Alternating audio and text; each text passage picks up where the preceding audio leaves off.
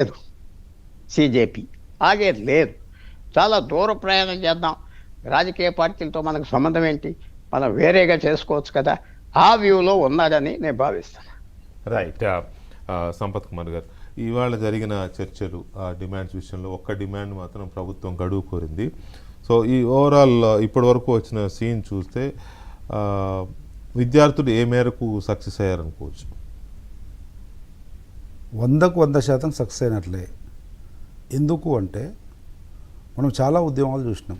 వెంకటేశ్వర గారు ఇవాళ సీనియర్ జర్నలిస్ట్గా అస్సాం గణ పరిషత్ నుంచి చూస్తే మన జనరేషన్లో అనేక విద్యార్థి ఉద్యమాలు వచ్చినాయి. మొన్న వచ్చినటువంటి అన్నా హజారేది కూడా ఆల్మోస్ట్ రిలేటెడ్ టు ఇది. అన్ని ఉద్యమాల్లో భారతీయ జనతా పార్టీ లేదు అప్పుడు అధికారంలో.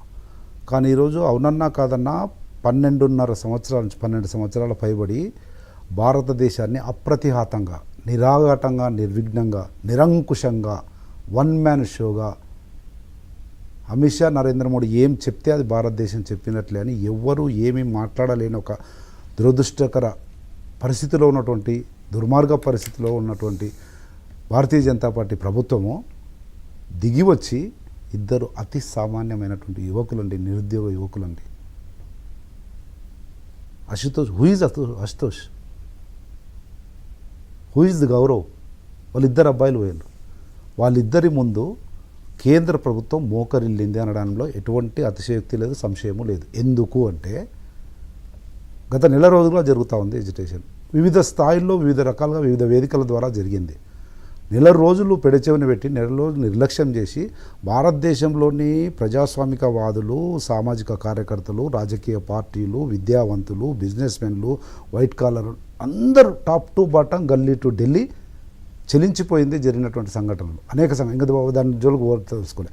జీవితాలు, విద్యార్థుల జీవితాలు కానీ, తల్లిదండ్రుల జీవితాలు కానీ, వాళ్ళు పెట్టే ఆర్థిక స్తోమత లేకుండా ఖర్చు పెట్టే ఇన్స్టిట్యూషన్లో వాళ్ళు సంపాదించుకోవడం కానీ, కోచింగ్ సెంటర్లు కానీ, లేదంటే పేపర్ లీకేజ్ వల్ల బీజేపీ కనుసైగల్లో ఉన్నటువంటి అనేక మంది ఏదైతే డబ్బులకు అమ్ముకుని ఇలాంటివన్నీ జరిగినా కూడా విద్యార్థులు, ఇద్దరు అతి సామాన్య విద్యార్థులు, 1,00,000 మంది, భారతదేశంలో ఉన్నటువంటి 1,00,000 మంది. You should know one thing, 152 సార్లు ఈ 12 సంవత్సరాల్లో పేపర్ లీకేజ్లు జరిగినాయి. 152 every state data will give you. ఏ స్టేట్లో ఏది జరిగిందనేది 152 పేపర్ లీకేజ్లు జరిగినాయి.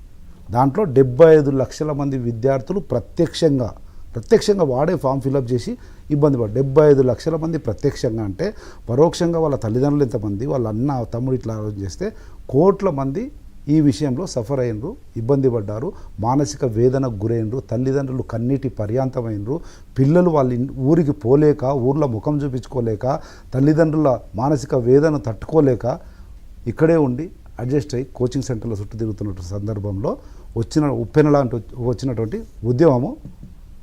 సరే, ఆ జడ్జి ఏమన్నాడో దానికి రియాక్ట్ అయ్యి విద్యావంతులు, చైతన్యవంతులు అయినటువంటి వాళ్ళు కాక్రోచ్ పేరు మీద, సీజేపీ పేరు మీద పెట్టి వచ్చినారు. వచ్చిన తర్వాత ఎవరైనా కానివ్వండి, మీడియాలో ఏబిఎన్కు ఇంకో ధరకి జరిగిన, బిజినెస్లో ఒక బిజినెస్ హౌస్కు ఇంకోరికి జరిగిన, సామాజికంగా ఒక కులానికి ఇంకో కులానికి జరిగిన, ఒక మతానికి ఇంకో మతానికి జరిగిన, అల్టిమేట్గా డెమోక్రటిక్ సిస్టంలో political party has to come to the rescue of victims. ఒక రాజకీయ పార్టీగా, ప్రతిపక్ష పార్టీగా.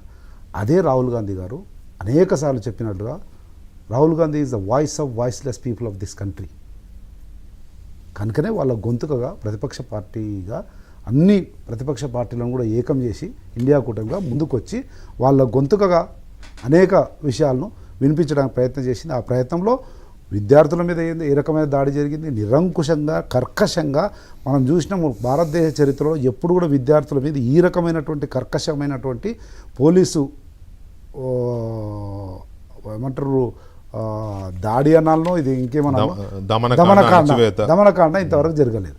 సరే, అది జరిగింది కదా, అలా జరగకుండా చూసుకోండి మహాప్రభు. మీరు అధికారంలో ఉన్నారు కదా, మీ హాయంలోనే పేపర్ లీక్ అయింది కదా, మీ ధర్మేంద్ర ప్రధానే ముద్దాయి కదా, ఆ ముద్దాయి మీద చర్యలు తీసుకోండి, వాళ్ళ 3 డిమాండ్లను పరిష్కరించండి. ఇది రాజకీయ పార్టీగా చెప్పట్లేదు, ఒక మనిషిగా చెప్తా ఉన్నా. ఈ దేశంలో ఉన్నటువంటి యువకులు మన దేశ భవిష్యత్తు కదా అని చెప్పి ప్రతిపక్ష నాయకుడిగా ముందుకు పోయి చెప్పడానికి ప్రయత్నం చేస్తే పార్లమెంట్లో అవకాశం ఇవ్వలే. అయ్యా రామచంద్ర మహాప్రభు అని పార్లమెంట్ స్పీకర్ దగ్గరికి పోయిండు 5 మందిని తీసుకొని. స్పీకర్ ఏమన్నాడు, I last the government and let you know tomorrow అన్నాడు. గవర్నమెంట్ ఏమంటుంది?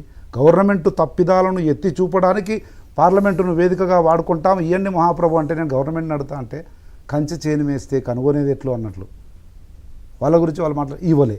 అప్పుడు తప్పనిసరి పరిస్థితులలో కోట్లాది మంది భారతీయ ప్రజల గుండె చప్పుడును తెలియజేయడానికి ఏ ఆల్టర్నేట్ లేని, ప్రత్యామ్నాయం లేని సందర్భంలో ప్రధానమంత్రి ఇంటి ముందర పోయి ధర్నా చేయడానికి పోతే ఎట్లయితే విద్యార్థుల మీద దాడి చేసారో స్వతంత్ర భారతదేశ చరిత్రలో నాకు తెలిసి ప్రపంచంలో కూడా దాదాపు చాలా దేశాల్లో ఒక ప్రతిపక్ష నాయకుడిని అంత దౌర్భాగ్యంగా నీచంగా రోడ్డు మీద లాక్కెళ్ళే పరిస్థితి వచ్చిందంటే ఇంకా అంతకంటే దుర్మార్గం లేదు. ఎంతవరకు ఈ ఉద్యమంలో విద్యార్థులు తీసుకున్న ఈ ఉద్యమంలో రాజకీయ పార్టీలు ఏ మేరకు సక్సెస్ అయ్యాయి, ఏ మేరకు ఆ ప్రయోజనాన్ని సాధించగలిగాయి, రాహుల్ గాంధీ ఏ మేరకు ఆ విషయంలో ఎంతవరకు సక్సెస్ అయ్యారు, తన ఆ రాజకీయ ప్రయోజనాన్ని అందిపుచ్చుకున్నారు, వీళ్ళు ఎక్కువ లాభపడ్డారా లేక కాక్రోచ్ జనతా పార్టీ ప్రెషర్ వల్ల ప్రభుత్వం దిగి వచ్చిందా? ఇవి కూడా చర్చిద్దాం. ఒక పాయింట్ చెప్తాను. అయితే మీరు అడిగిన యాక్చువల్ ప్రశ్నకే పొడిగింపుగా ఆలోచన చేయండి. ఎవరు పై చేయి సాధించారంటే ఇద్దరు క్యాబినెట్ మినిస్టర్లు, నడ్డా భారతీయ జనతా పార్టీ ప్రతినిధులు వెళ్ళింది కదా. ఇద్దరు విద్యార్థుల ముందు ఇద్దరు క్యాబినెట్ మినిస్టర్లు అప్రఖ్యాతంగా భారతదేశాన్ని నడుపుతున్నటువంటి వాళ్ళు దయచేసి ఒక రోజు టైం ఇవ్వండి, మేము ఆలోచన చేసుకొని చెప్తామని వాళ్ళనే టైం అడిగే పరిస్థితికి వచ్చారు. అంటే అన్నది నిజమే. వెళ్ళిన ఇద్దరు విద్యార్థి నాయకులు అక్కడికి వచ్చిన వందల వేల మంది విద్యార్థుల ఉద్యమ ప్రతినిధులు, లక్షల మంది కదా ప్రతినిధులుగా వెళ్ళారు వాళ్ళు. అలాగే కేంద్ర ప్రభుత్వం తరఫున ఇద్దరు మంత్రులు వెళ్ళారు. దట్ ఈస్ ఆల్సో గ్రేట్ థింగే. బట్ మంత్రులే రిక్వెస్ట్ చేసి ఒక రోజు టైం ఇవ్వండి, మొండికేయడం కాకుండా మీతో ఏంటంటే తోసేయకుండా 100% మొండికేసిర్రు, నిర్లక్ష్యం చేసిర్రు ఒక నెల పాటు.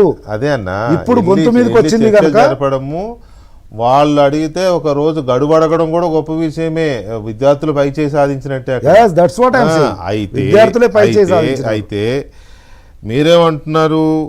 రాహుల్ గాంధీ గారు voiceless people of this country అని మీరు అంటున్నారు.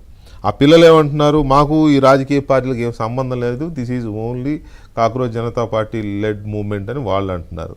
ఇందులో కాంగ్రెస్ రోల్ ఏంటి, ఆమ్ ఆద్మీ పార్టీ రోల్ ఏంటి, రాజకీయ పార్టీలు ఎవరు ఎంటర్ అయ్యారు, ఎందుకు ఎంటర్ అయ్యారు, వీళ్ళని ఎవరు ఇన్వైట్ చేశారు, ఇన్వైట్ చేయకపోయినా వెళ్ళకూడదని లేదు, సపోర్ట్ చేయకూడదని సపోర్ట్ చేయకూడదు, చేయకపోయినా కూడా సపోర్ట్ చేయొచ్చు ప్రజాస్వామ్యయుతమైన సమస్యల్లో. కానీ